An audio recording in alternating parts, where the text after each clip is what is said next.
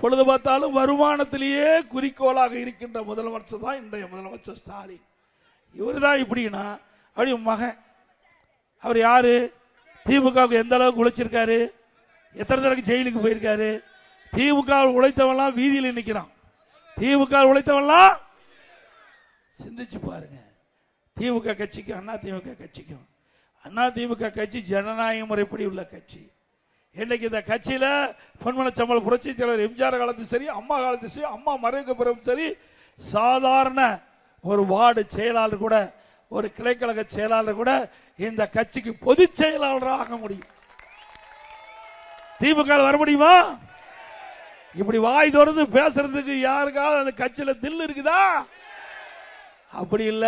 அம்மா தெளிவாக சொன்னாங்க சட்டமன்றத்தில், எனக்கு பின்னாலும் அண்ணா திமுக 100 ஆண்டு காலம் தொடரும்.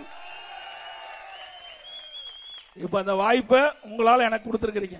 எனக்கு பின்னால ரவி வருவாரு, இங்க இருக்கிற யாராவது ஒருத்தர் வருவாங்க.